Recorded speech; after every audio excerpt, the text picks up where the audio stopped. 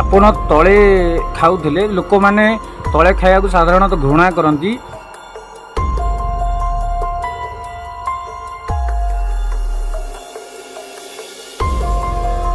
ଆପଣ ଲୋକଙ୍କର ଘା ପୂଜ ଏସବୁକୁ ଚାଟନ୍ତି, ଯୋଉଗୁଡାକୁ ଲୋକମାନେ ଘୃଣା କରନ୍ତି।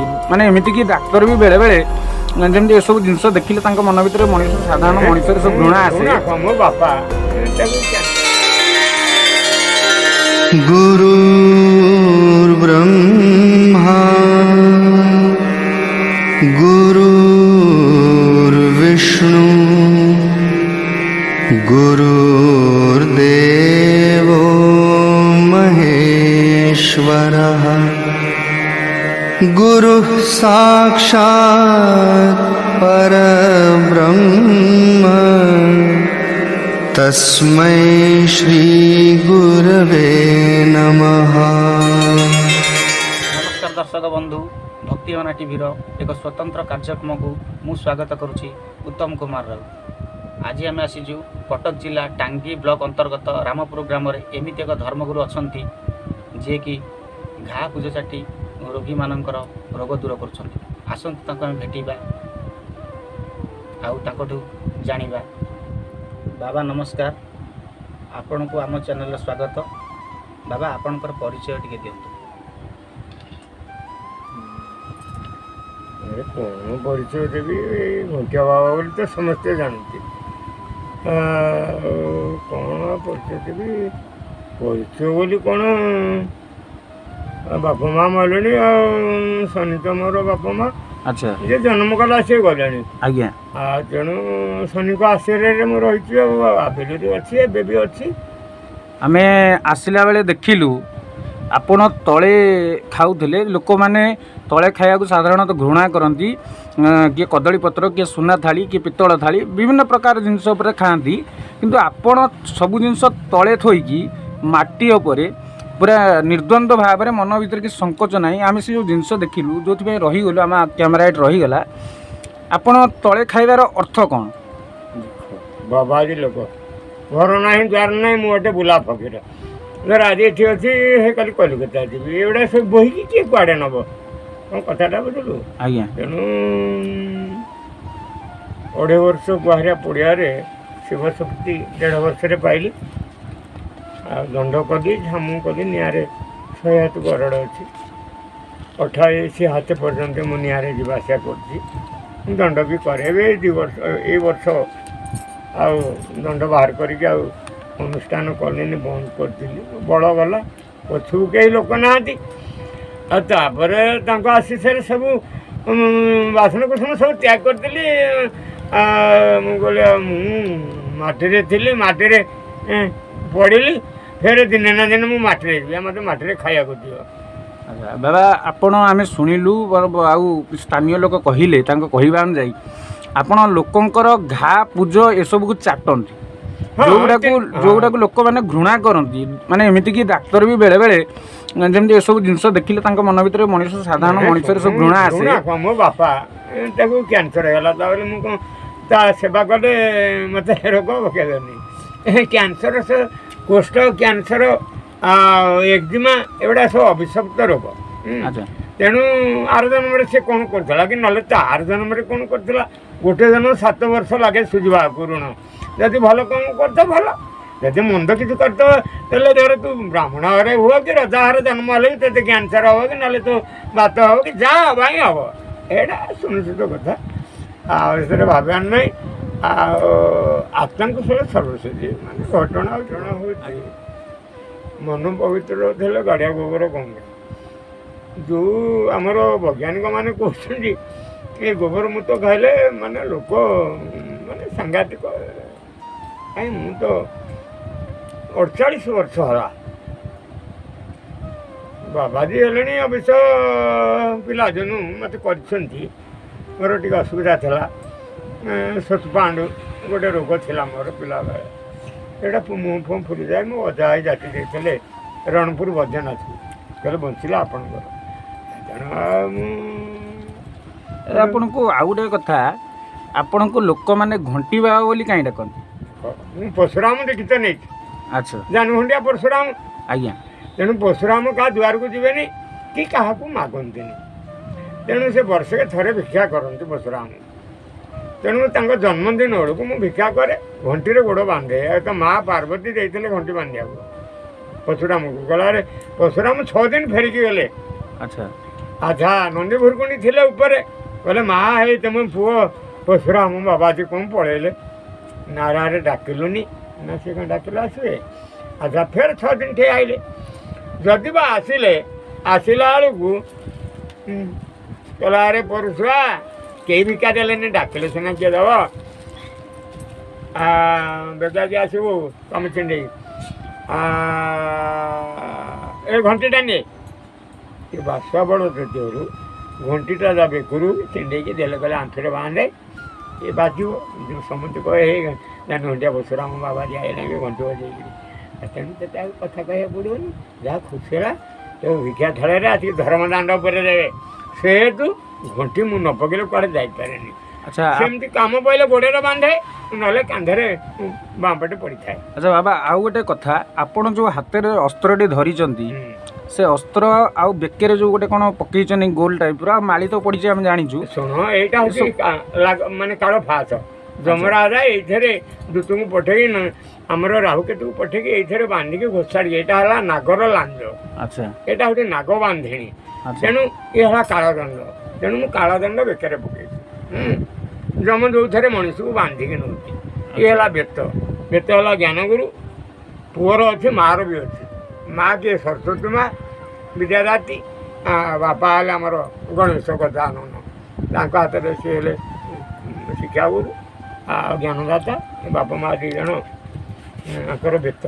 ତେଣୁ ମୋତେ ମା ମଙ୍ଗଳା ଦେଇଛନ୍ତି କାକଟପୁର, ମୋତେ ନିଶାଣ ଦେଇଛନ୍ତି ବେତ ବାଡ଼ି। ଗୋଟେ ଛୋଟିଆ ଛୁରୀଟେ ବି ମୁଁ ଆଜି ଯାଏଁ ସାଇତିକି ରଖିଛି। ସେ ଛୁରୀ ବି ମଣିଷ ତାକୁ ପସନ୍ଦ କରେନି। ସେ ଛୁରୀ ରହିଛି ଗାତିରେ, ହେଇଠି ପୂଜା ହେଉଛି, ବେଣ୍ଟଟା ଦେଖାଯାଉଛି।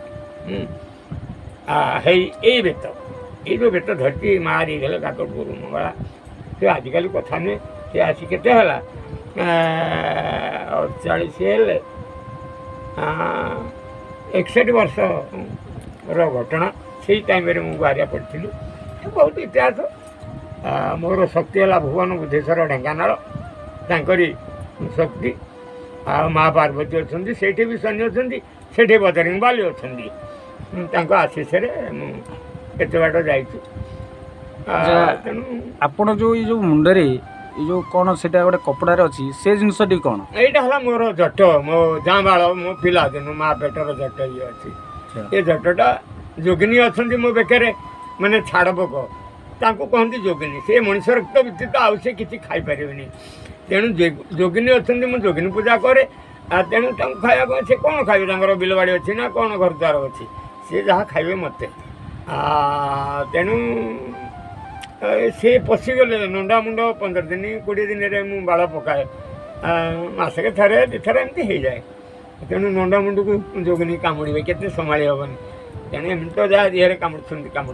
ଆଚ୍ଛା ଇଏ ପ୍ରତ୍ୟେକ ଦିନ ଏମିତି କେତେ ଭକ୍ତ ଆସନ୍ତି, ଆପଣ କେତେ ଲୋକଙ୍କର ଘା ସେମିତି ହିସାବ ନାହିଁ। ମୁଁ ଟିକେ ଅବଶ୍ୟ ଭଲରେ ଥିଲି, ଭଲ ବୋଲି କ'ଣ, ଭଲ ଆଉ କ'ଣ ଯେମିତି ସେମିତି ଗୋଟେ ପ୍ରକାର। ଏବେ ଏଇ ଆମର ଶନିଙ୍କ ଅରଡ଼ ଯେଉଁ ଦିନଠୁ ମୁଁ ଦେଲି, ମିଡ଼ିଆ ବାଲା ଆସିଥିଲେ ବହୁତ ପ୍ରକାର, ଥରୁ 10 ଥର ସେ ଆସିଛନ୍ତି।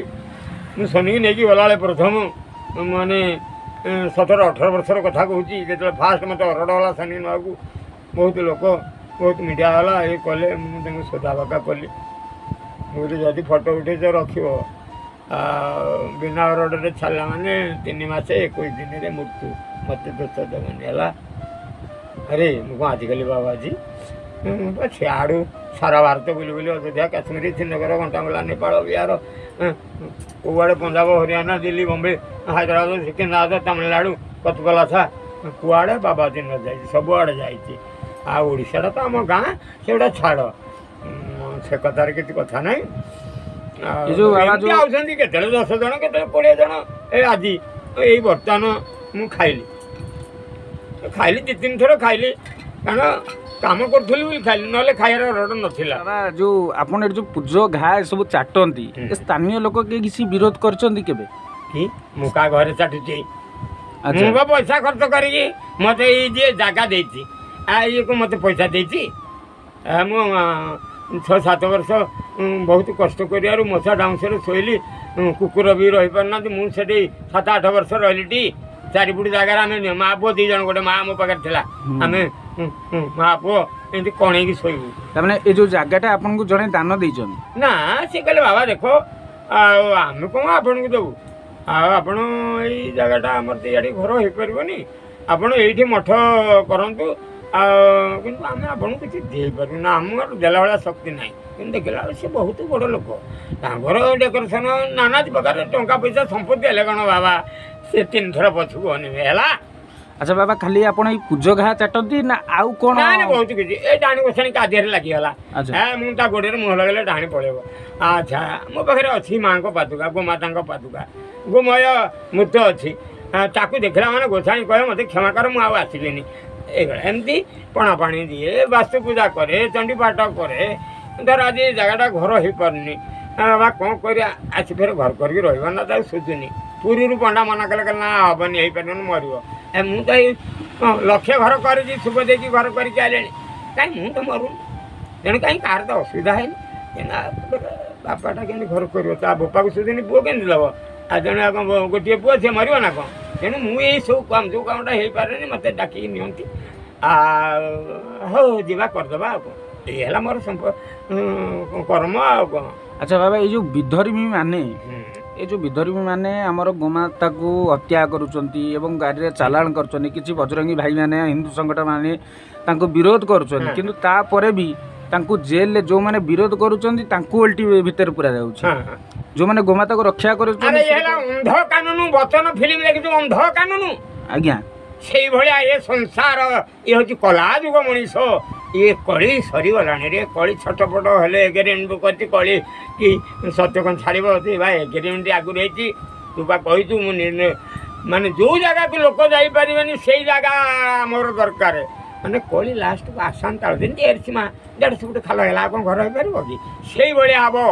ଆପଣ ବିହନ ବୁଲିଛ, ବିହନ ରହିବ ନା, ଗଛ ସବୁ ଲୋପ ହେଇଯିବ ନା, ସୃଷ୍ଟି କ'ଣ ଧ୍ୱଂସ ହେଇଯିବ ନା।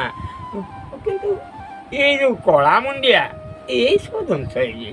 ଯିଏ ବାଟରେ ଥିବ 100 3 ଜଣ 5 ଜଣ ବଞ୍ଚିବେ, ସେଇ 5 ଜଣ 3 ଜଣ ଲକ୍ଷ କୋଟି କୋଟି ବାଟି ଘର ଦ୍ୱାରା ଏଗୁଡ଼ା କ'ଣ, ଏଗୁଡ଼ା ସବୁ ଜଙ୍ଗଲ ହେଇଯିବ। ଫେରେ ଏଠୁ ଫେର ଆସ୍ତେ ସଂସାର ବଢ଼ିବ, ବଢ଼ିଆ ପରେ ଏଠୁ ଫେରେ ଏମିତି ତାବିଲା ଏମିତି ଯୁଗ ନେଇକି ପରମଦଳ ଏମିତି ଲାଗିଛି। ଆଉ କ'ଣ ହବ, ଆଉ କ'ଣ, ଆଉ ତ ସମୟ ଭଲ ନାହିଁ।